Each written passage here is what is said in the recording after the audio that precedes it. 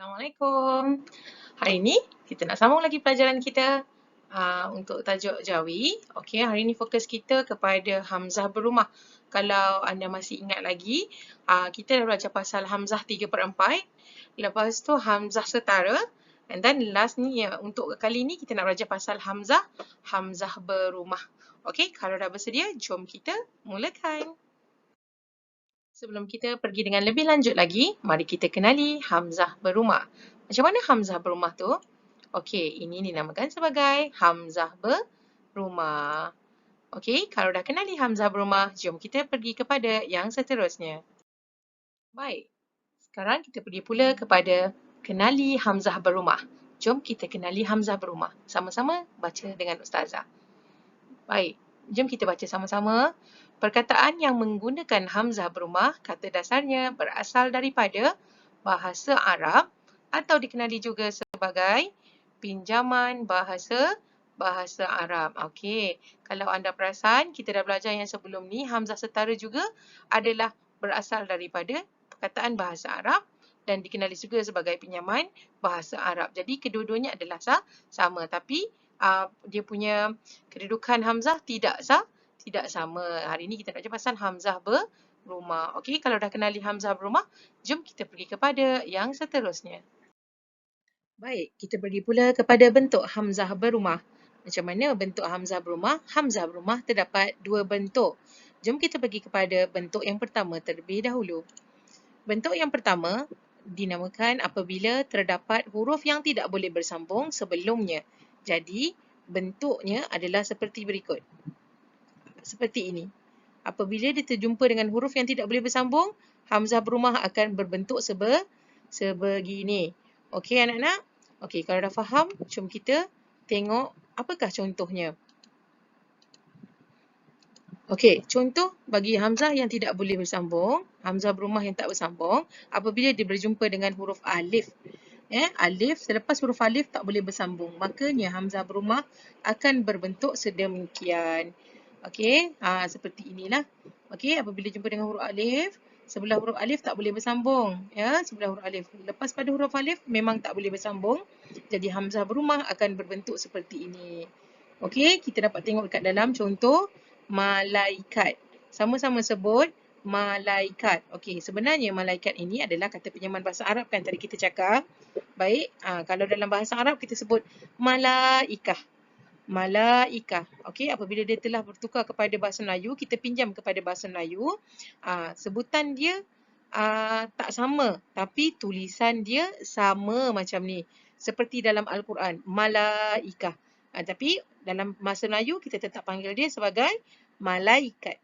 Malaikat. Tak ada ya, tapi ejaan dia sama macam tu. Okey, boleh anak-anak? Jom kita pergi kepada contoh yang seterusnya. Contoh yang seterusnya ialah Izrail. Izrail. Baik, sebelah huruf alif tak boleh bersambung saya cakap tadi. Okey, jadi Hamzahnya berbentuk seperti ini. Jadi bila berbentuk seperti ini, jadi maka terjadilah Hamzah yang berumah seperti ini. Baik, yang seterusnya contoh ialah Jibrail. Sama-sama sebut Jibrail. Dia dalam bahasa Arab, tapi dalam bahasa Melayu kita sebut sebagai Jibril.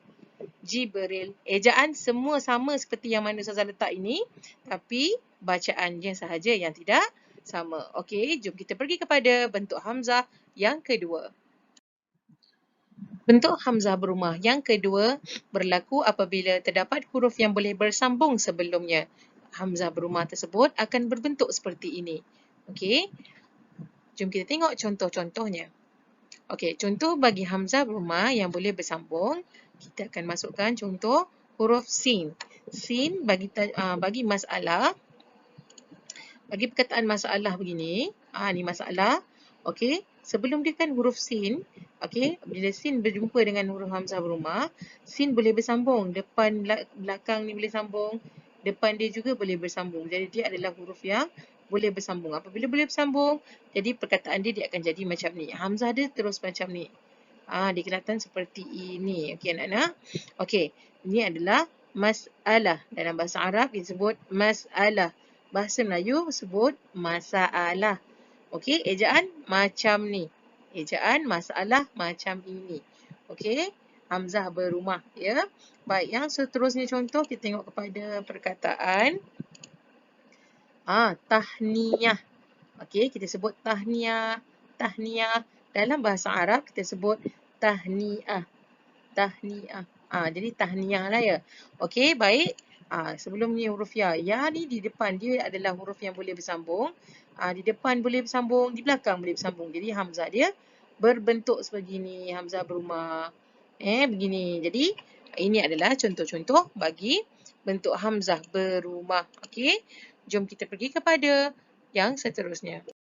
Baik, kita pergi pula kepada contoh-contoh perkataan yang biasa kita gunakan untuk mengenali hamzah berumah. Okey, jom kita baca sama-sama. Perkataan pertama, sama-sama sebut dengan Ustazah, Jibril. Sama-sama sebut, Jibril. Baik, yang kedua, Mikail. Mikail. Baik, yang seterusnya, masalah. Masalah. Ni adalah masalah. Yang bawah ini, malaikat. Malaikat. Seterusnya, Izrail. Izrail. Yang seterusnya, tahniah. Keempat-empat ini, Jibril, Mikail, Izrail. Ini adalah nama-nama bagi malaikat. Jangan tak tahu pula. Jadi nama-nama malaikat ini, dia punya kedudukan hamzahnya adalah hamzah berubah. Kedudukan hamzah mesti duduk di atas garisan ni. Nampak seperti yang Ustazah hitam-hitamkan ini, hamzah dia memang duduk dekat atas rumah macam ni. Tapi nama dia hamzah berumah kan. Itu dia duduk atas ni, duduk atas garisan ni. Dia memang itu kedudukan yang betul bagi hamzah berumah. Jadi Ustazah rasa cukup dulu sampai di sini. InsyaAllah kita akan berjumpa lagi nanti. Assalamualaikum warahmatullahi taala wabarakatuh.